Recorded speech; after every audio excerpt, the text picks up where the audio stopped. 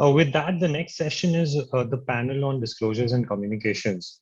So transparency is one of the pillars in building trust, right? As companies list, they're going to engage with a larger and larger set of stakeholders, both their current stakeholders and potential ones. So this is going to be quite a different experience from having a cozy set of investors to whom information is provided on an ongoing discretionary basis. So the question that most newly listed companies grapple with is how much is too much, right? Should disclosure come at the expense of letting the markets know about sensitive strategic plans, which were previously only for internal consumption? And how do you strike a balance between too much and too little? So given these challenges and the regulatory strictures on both disclosures and communications, we have a diverse set of stakeholders which will address this issue. So we have with us Yash. Yash Ashar is the national head of the capital markets practice of Cyril, Amarchand, Mangaldas. He has over 20 years of experience associated with a lot of capital market transactions, including the recent Zomato and Nykaa IPOs. Gesu Kaushal also joins us. She's the co-head of corporate finance with over 25 years of experience in investment banking. She's been with Kotak Investment Bank since 2000 and has also worked with SBI Capital Markets. From a corporate side, we have Alok Bansal with us. Alok is the co-founder, whole-time director and CFO of PB Fintech that owns Policybazaar.com and Paisabazaar.com. They've recently IPO'd. Prior to Policybazaar.com, Alok has worked in various leadership roles with M&M, iGate Global Solutions, and GE. Finally, we have Nipul with us, who heads the investment banking division of IIFL. Since 2012, he has over 26 years of experience in the investment banking industry. He was earlier head of investment banking at Nomura India and with DSP Merrill Lynch in the investment banking space. Moderating the discussion, we have Sai Venkateshwaran, who is a partner at the assurance practice of KPMG. He also leads KPMG's Smart Digital Finance Services, which support clients on the digital transformation of the finance function. He provides oversight to the firm's capital markets program, ESG reporting and assurance services, and has over 25 years of experience spanning multiple domains. So if you want to look at detailed speaker profiles, again, they're available on the event portal. We'll begin this talk shortly after this 1-minute sponsor video.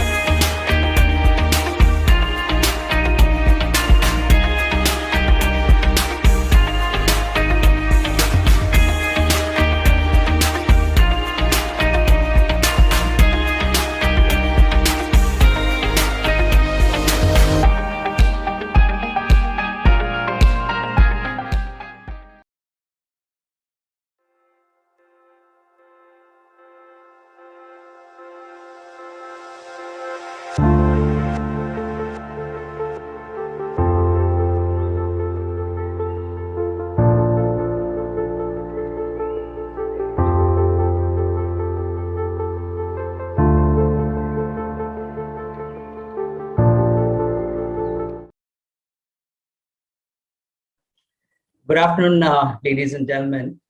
First of all, I'd like to thank IiAS for this opportunity to be part of this very interesting conference and to moderate this very interesting panel discussion on disclosures and communication. And with me, I have a very distinguished panel that brings very wide and varied perspectives to the table. So the next 40 minutes, we'll try and talk about the role and the important role that disclosures and communications have in the life of a startup.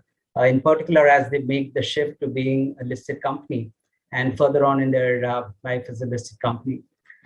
Obviously, this is an area that has plays an extremely important role in the efficient functioning of the capital markets, both as a mechanism for protecting the investor interests as well as kind of helping reduce information symmetry and providing information that's required for investors to make the right decisions and for wider stakeholders to exactly understand how the business is being run and how their interests are kind of impacted.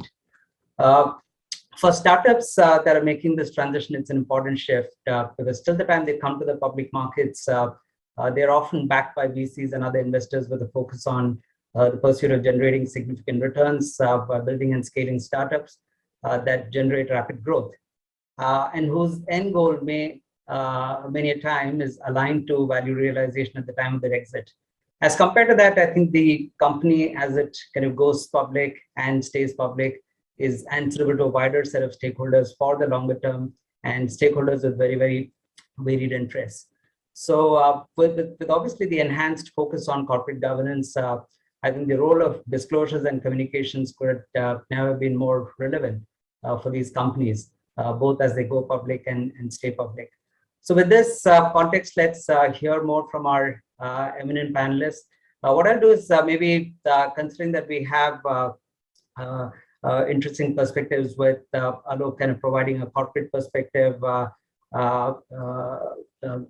Yash coming in with a lawyer's perspective, Nipul and Gesu coming in with both a banker and partly an investor's perspective, and all of them very closely involved with startups and their going public process. Maybe some quick opening comments from each of them on the role of disclosures and communications in the governance of startups. So we can start with you, Yash. Thanks to IiAS for having me here this afternoon and for organizing this. While preparing for this, the fascinating subject, exactly a year back, we wouldn't have even been discussing this. So I think even if you go back to January of 2021, if anyone had told us that there would be a bunch of startups which would have been listed in January 2022, people would have had a lot of eyebrows raised and there would be a lot of questions. But I think we are now in 12 months had seen a spate of fantastic Indian stories listed. And I think it has been great to see the journey which they have made from being unlisted to listed. And whilst it's arguably the subject is for startups, but I don't think it's very different for a brick and mortar company.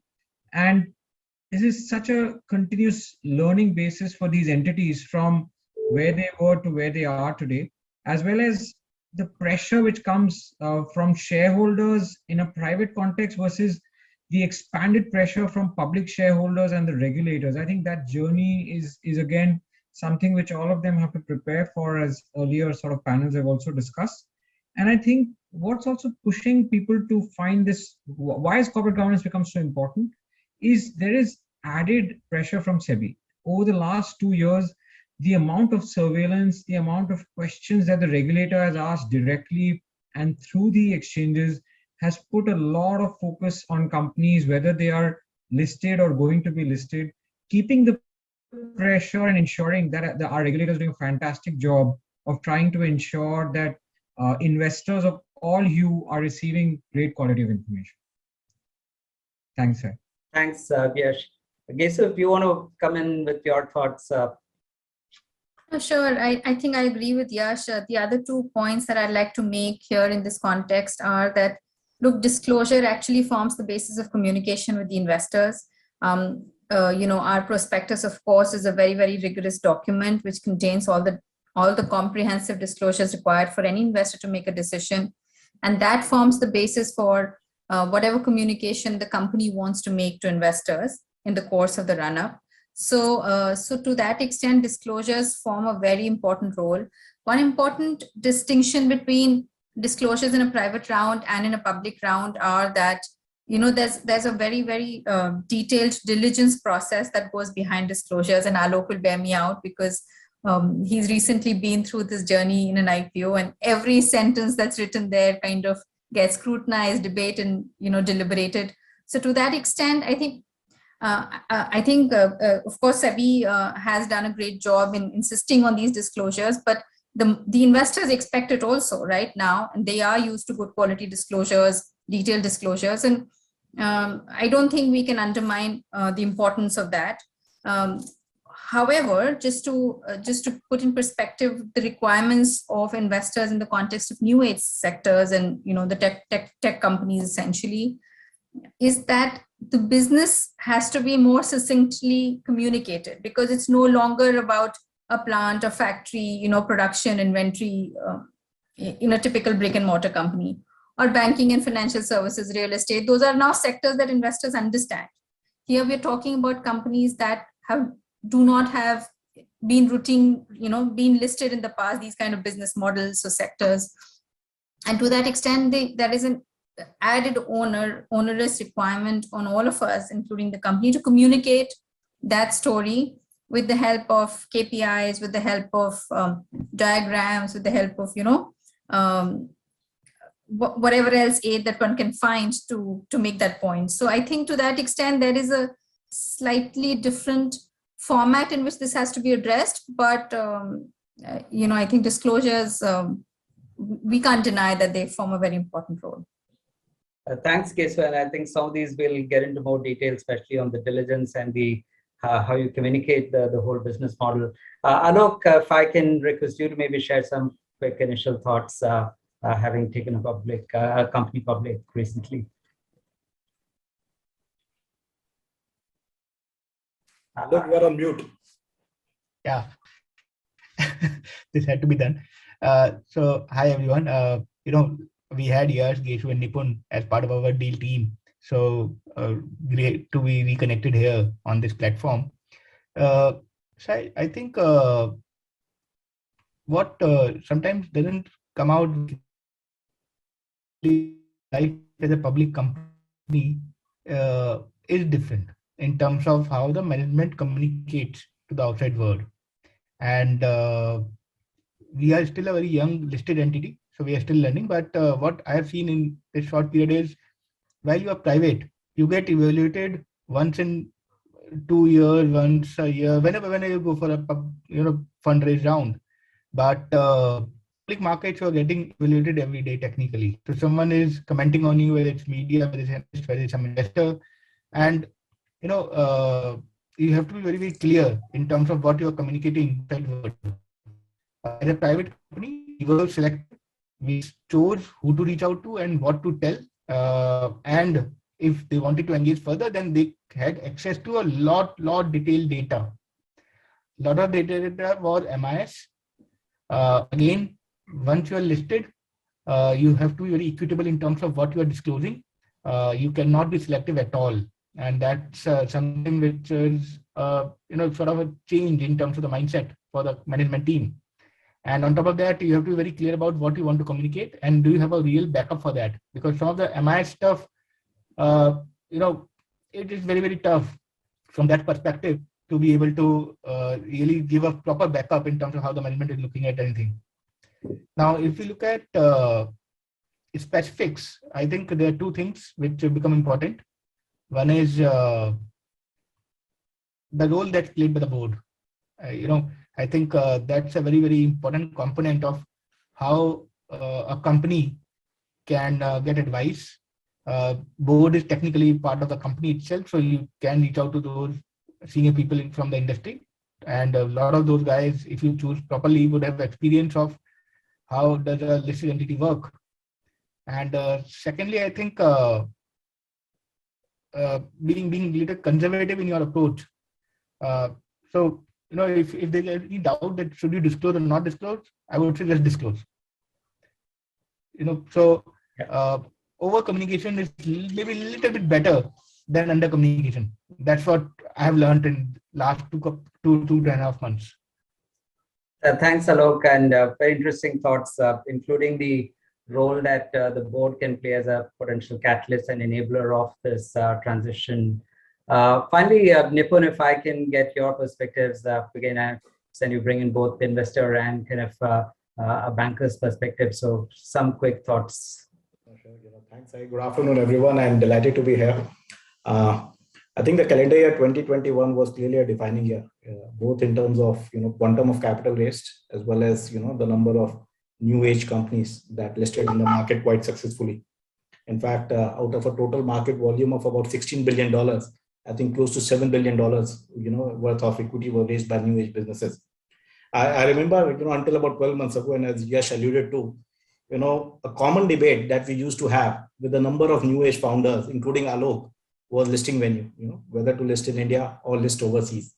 Whether the Indian markets would be in a position to appreciate some of these fast growth businesses, which might be loss making at this stage, and so on and so forth. In fact, not just the managements, in fact, some of the PE investors, I would even, hazard to say that some of the bankers were also unsure in terms of how would markets receive, some such IPOs in the Indian construct.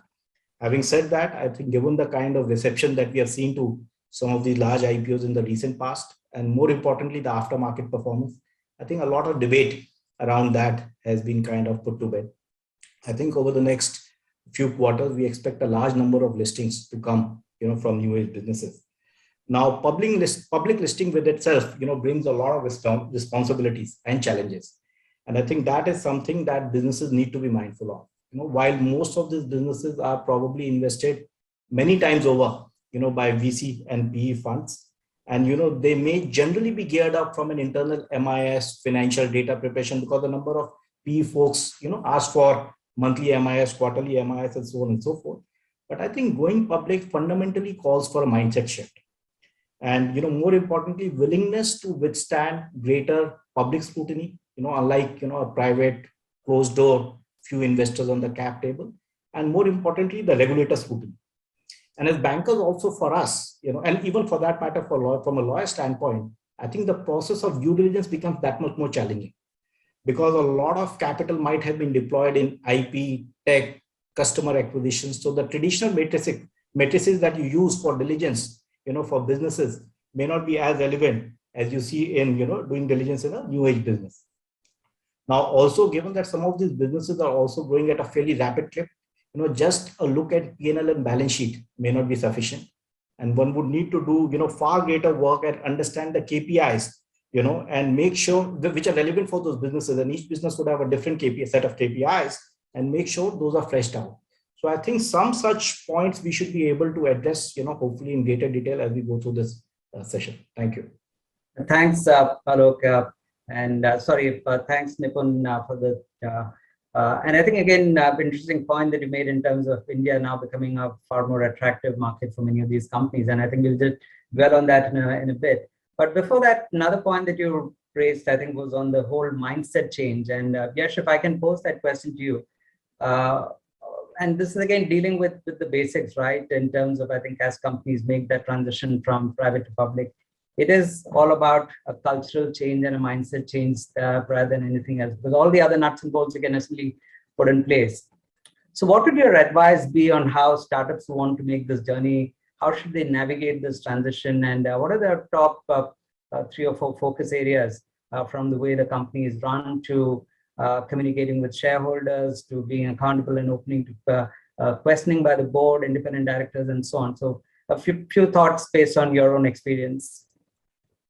So I think people have to appreciate that this is a journey from being a private listed company with a great degree of flexibility to becoming public, from a few shareholders to lakhs of shareholders, from a board which is largely consistent of even-minded people or some nominees, but largely people you can sort of have a conversation with and convince, to a board which is mostly 50% independent and will be questioning you on everything you do.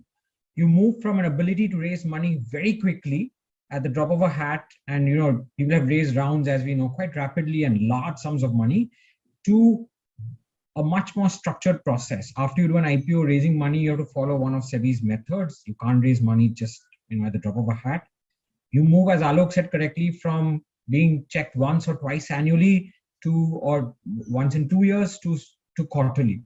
You move from being only bound by your SHA and SPA, right? You have a small agreement, you behave further agreement and the articles, but you have a great degree of flexibility to now being run by a listing regulation and a requirement for public sort of disclosure and other concerns that regulators may have. And not just SEBI and exchanges. What we've seen in instances where companies have been hugely profitable, not in the recent past, but RBI and other local state regulators have also started asking questions. So you're going to move out from the shadows to fully out in the open, where you're fully exposed and where you have no place to hide. And your degree of flexibility is going to massively reduce. One business didn't do well, you pivot into another business, you make changes. All that's very easy to do when you're private. And I use the word private because most people become public just before the listing. And then when you go public, these changes are almost impossible. You want to change your articles, you want to change your main objects, you want to add activities, you need to go and take approval from public shareholders. And they may not be as easy to convince as a small board or as a small group of shareholders. All of this requires, as you correctly said, a tremendous change of mind of where you're able to move. And therefore, what are the few things I would say? One is quarterly financials. I think getting used to quarterly financials is an aspect we feel many companies don't plan well in advance. If they can't do this close to an IPO, how will they do it immediately after? The second is starting to work with independent board members. I think companies like Alok have invited board members well in advance.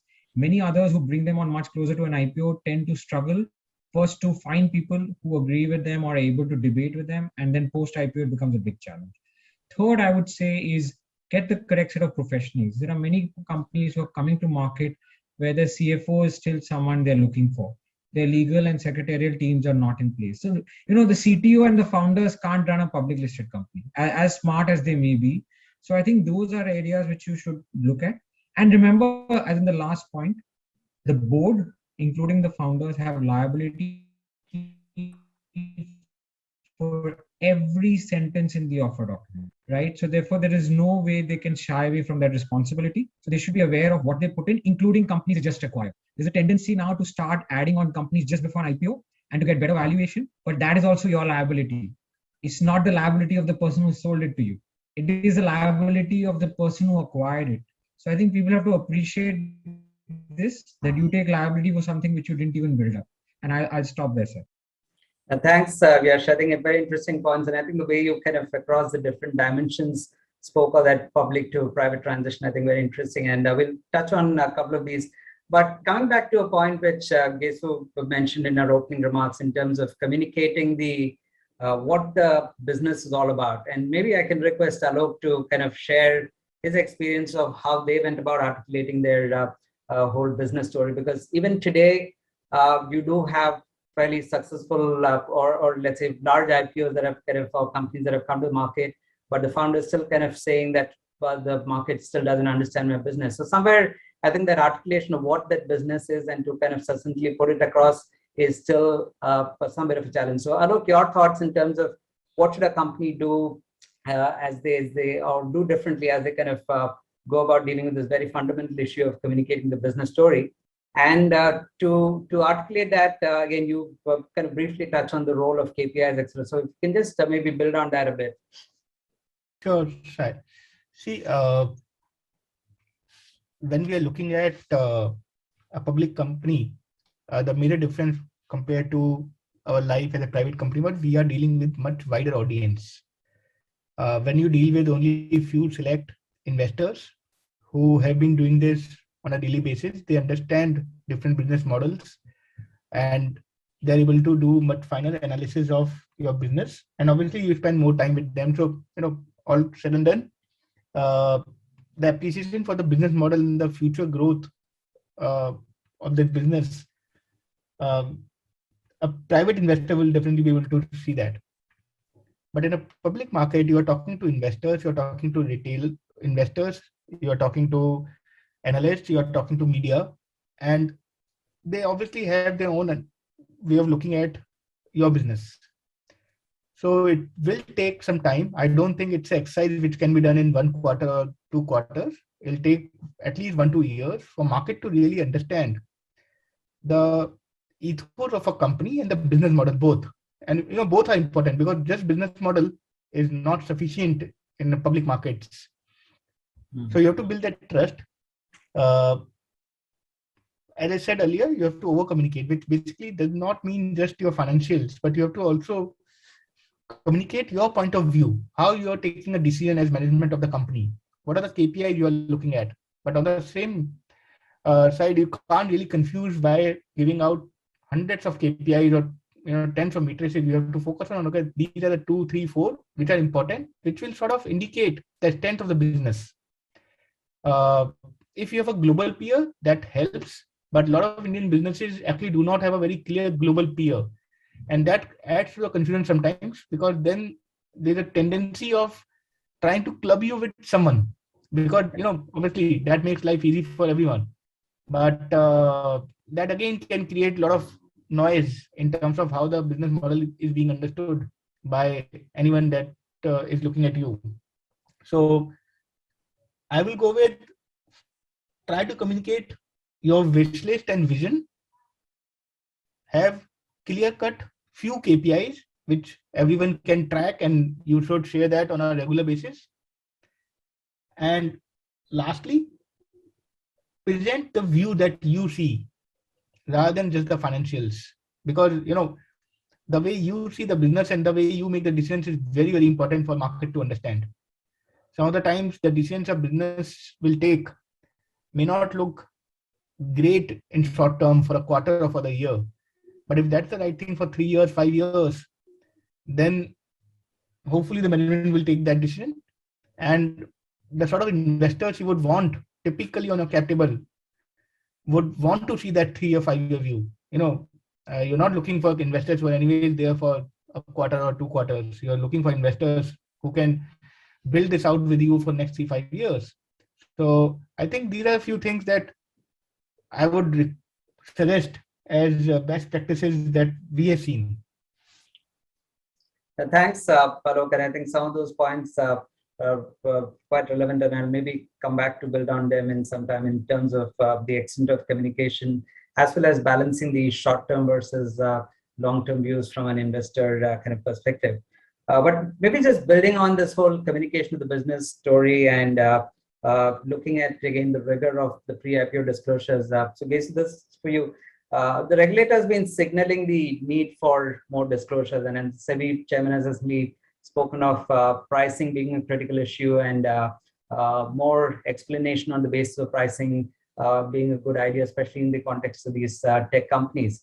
And also to kind of enhance disclosures to investors so that they are made aware of the attendant risk before taking investment decisions. So if not doing anything different or doing anything more is not an option, and both regulators and investors expect to see more, what do you think startups should be doing differently, and what additional disclosures and maybe the related diligence process should companies be willing to undergo, and what can ultimately be done to enhance what is communicated to investors better so that they understand the valuation better? So from your kind of vantage point, what would be your steer to companies? So, my upfront point here, Sai, is that our disclosure framework in the offer document, as well as, the requirements of law, are very comprehensive. Okay. I think we do a pretty good job in making disclosures in the offer document that give investors enough information for them to understand the business and to understand, how the company is performing. What probably is not getting communicated and is probably difficult to communicate is how the future looks, right? We all understand that valuation is not a science, it's an art, right? Many, many factors go into valuation of a company. It is the past performance of the company, it's a view of the future, it's about how large the target addressable market is, how this company is positioned to take advantage of that, in the future. So a lot of that comes into play, which cannot be written in an offer document, right? I mean, we can give the industry view, we can give the historical perspective of how the business is. Like Alok said, the management will communicate the story to the investors, the way they look at the business. So all of those get done. I think that the gap really is on how to present all of that information in one place for the investors to understand. So we have a chapter called Basis for Issue Price in the prospectus, and that is written in a very traditional manner where you talk about price earning multiple and book value, etc. I think what the point chairman was making, and we don't disagree with that, is that all of the factors that are important for the investor to make a decision, which could be your KPI performance, which could be your industry landscape, which could be how your global peers are doing. Some of that information is currently not present. So you're right when you say that doing nothing is not an option. I think over the next few rounds of more companies going public, we will strengthen disclosures in that section, in that manner. SEBI is asking a lot of tough questions as we speak on many deals. What becomes relevant is the last round of funding. What becomes relevant is, do you value this company on a revenue multiple, or is it how many customers you have, and whatever is relevant. I mean, they will finally leave the option to the issuer and their banks to decide on what is relevant. But I think disclosures will get more and more comprehensive. We're already seeing it. Yash and I have been, Yash has done Zomato. I personally wasn't involved, but from the disclosures then to now, there is a lot of change, and we continue to see. We're all learning in the process. We're all learning. And then maybe a related question, Gesu, is on, and I think which Yash also briefly alluded to in terms of companies trying to add a lot of acquisitions extra just before they go to IPO. And I think SEBI has also very recently come up with more restrictions in terms of the use of proceeds, and whether it can be for general corporate purposes or for unidentified acquisitions, etc. So do you see any change happening there with these new restrictions coming in, and any guidance to companies on what they should watch out for? No, I think, so look, some companies have very acquisitive histories, some don't. I think the challenge in trying to raise money for an acquisition that's already been made or under process is that the timelines won't match. Yeah. So companies would probably need to maybe do interim financing and use IPO proceeds to repay that. Given the uncertain nature of IPO timing and IPO sizing, and who knows when the market turns, right? It's probably not prudent to go make the acquisition for 2,000 crores and then 6 months later complete the IPO to fund it. So I think those have to be a little bit, the advisors will have to work hard and discuss that with the company and see what's practical. Maybe there is interim financing arranged, etc. But what, coming back to the earlier point about, I think what SEBI is trying to say is, look, please right size your IPOs. Yeah. Do not raise too much capital where you do not need to, and you cannot justify why you're raising it. On the same side, on the other side, do not have offer sales that are so large where your significant, your shareholders are selling a lot of their holding in the IPO. So I think to that extent, sizing of the IPOs will kind of get reconsidered or restructured. But, we did Policybazaar, we've done Nykaa, we've done quite a few deals where actually use of proceeds has become sharper and, more specific, so to say. Thanks for that. Nipul, now coming to you, and a couple of points I want to kind of raise with you. I think you kind of already spoke about, let's say, Indian markets now being more attractive, whereas traditionally a lot of these companies did have the thinking that they need to possibly go to a US market, as that market understands the kind of these companies better. But apart from just, let's say, going to another market, I think whether you're listing from the Indian market, again, you still need to kind of tap into the global investor pool. And today, no conversation is kind of complete without a focus and a discussion on ESG. And from what I hear, again, some Bloomberg estimates say that I think almost a third of the total global assets under management will be kind of committed to ESG assets and so on. So with this kind of a focus and considering the growing importance of ESG, and I think with almost every listed company board that we have a conversation, I think ESG is kind of prime and center out there. So how is it important is it for companies that are going public, especially these startups, to discuss their ESG priorities and related metrics, while also kind of embedding the environmental and socio-economic considerations in their ways of doing business? And do you see this as being in some ways a differentiator when marketing an IPO? And what should companies be thinking about in this area? Sure. Look, sustainability was actually once considered, for a niche set of investors who probably wanted to align their investment with their personal beliefs and values.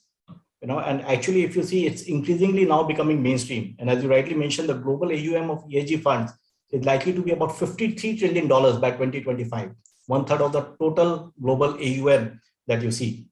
Now, increasingly, if you look at it in the European construct in particular, fund houses, insurers, and pension funds are increasingly required to disclose how sustainable they really are. And global studies have actually also shown, there have been studies done which showed ESG companies which have followed ESG practices, they have actually been able to lower their cost of capital and become operationally more efficient. So clearly, it is something which is resonating extremely well, in particular globally, but is now increasingly making its presence felt in the Indian construct as well. NSE has already started, as you might be aware, a Nifty Esg Index, which tracks the performance of some of the Nifty 100 companies. In fact, we were just tracking the performance over the last 1 year. The performance of the ESG fund has actually been at par or better than the Nifty. So to that extent, clearly you can see certain value accretion happening over there. In fact, some of the larger mutual funds in India have floated funds focused purely on ESG. So clearly it's a concept which is gaining a lot of prominence. Now, given the increased investor focus on ESG, I think every company, whether startup, any listed company from a traditional economy, I think it's important that they showcase their initiatives on the ESG side. Does not matter, whether you are listed, to be listed, startup, old age, so on and so forth. I think annual report disclosures can be very effective in bringing out the kind of practices that companies have been following insofar as ESG is concerned. I think more and more you are seeing research analysts, both on the buy side and sell side, questioning management in terms of practices that are being adopted on the ESG. In fact, there are certain ESG specific agencies which offer ESG assessment for companies. So for example, if yours is a business which is high on the ESG side, you might want to engage, some such agencies and bring such things out. Disclosures can be through DRHP in case of IPO bound companies, or if you're a listed company, through website, annual report disclosures, and so on and so forth. While it's too early to say, but our sense is, you could probably see SEBI mandating disclosures on that side. But, while we wait for that, increasingly you would see more and more companies opting for voluntary disclosures. Thank you. And thanks, Nipul. So, if I hear you right, I think to maintain and sustain your valuation and the growth in your valuation, you will need to kind of take care of all of the other stakeholders and protect their interests and communicate that effectively. I don't know how we're doing on time. If I just have maybe Sorry, we have some time, at least 6 to 7 minutes. Excellent, thanks. So Yash and Alok, coming back to you, I want to focus a little bit on the post-IPO disclosures. And in a sense, I think we all spoke about the number of disclosures that are made in the IPO document, including those that go beyond the traditional financial metrics. So all of the non-GAAP metrics, operational metrics, etc., the key KPIs, etc. So, but as companies become public, then the mandate is only for them to, let's say, publish their quarterly financial results. And a lot of times in these businesses, the financials don't necessarily convey what the real story is. So what is your take on companies essentially maintaining some level of consistency in the extent of disclosures between pre-IPO to post-IPO to ultimately sustain that level of investor interest and to continue that story? Alok, should I go? Alok? Yeah, please go ahead. Yes. Yeah. So there are 2 points. So I think I have a general point, which is that Indian companies post-IPO fall off a cliff in terms of disclosure. So I think if you look at the prospectus of an Indian company, and then after 3 years, I challenge anyone to tell me what the strength, overview, strategy, and risks of the company's business are. And without taking any names, but you could start from Nifty and go down, and you could go right down to Nifty 500 and you won't reach much headway. So I think there is a general problem in India of continuing disclosure. But I think what is really surprising is that in the last 3, 4, 5 years, a lot of companies have used data, which securities logic is what you use in your IPO document, you continue to disclose. That has been base securities logic. There's no securities law logic. There's no textbook which says that, but that's how we followed it. Unfortunately, many companies started giving a ton of disclosure to attract investors, and then they stopped. So that's why SEBI has now had to come out with guidance to say that whatever you disclose as KPIs in your IPO document, fantastic, but please keep disclosing that post that. Now, of course, we can debate whether some of it is applicable quarterly, annually. I think one can try and think of ways in which you can sort of comply with that.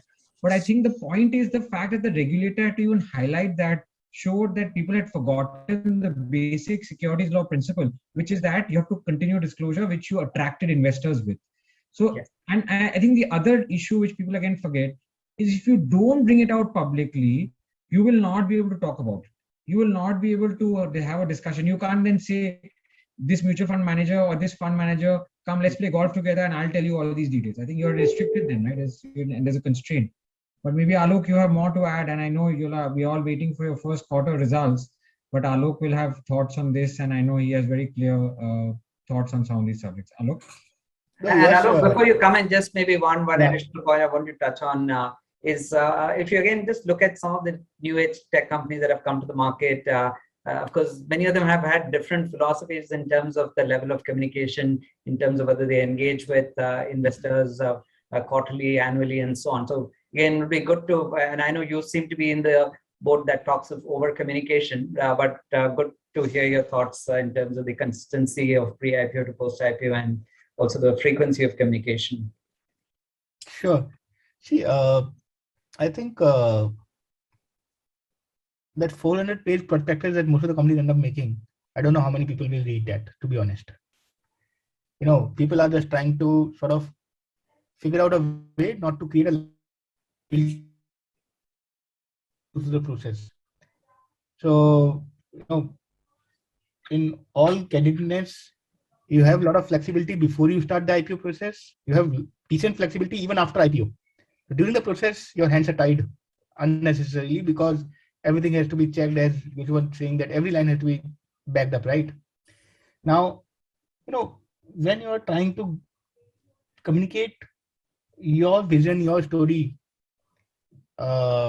I don't know how much help that 400-page prospectus usually does. To be just 35 pages of risk factors and whatever else goes into that. It's becoming more of a tick box. We have done only once. I've never gone through this process apart from last year when we did our own IPO, but some of it seemed like karna hai to karna hai, without really seeing who will benefit out of it. So I think why do we need to disclose? Let's go there, because you want people to understand your business the way you understand your business. Yeah. And if they have to understand your business in the same way, eventually you need to be able to communicate what you are seeing in your business. I understand there's a marketing bit to it, but the reality is eventually if other person cannot see it the way you see it, they will not invest. And everyone will have a different thinking around it, but broadly giving out the right matrices, giving out the right data is very, very important. And some of that data is actually IiAS. Now, I don't know whether that will be ever allowed. When we were discussing with our advisors about India versus US, one of the things which attracted us to US listing was also the flexibility where you can actually give out a management view of financials and not just the financial view of financials.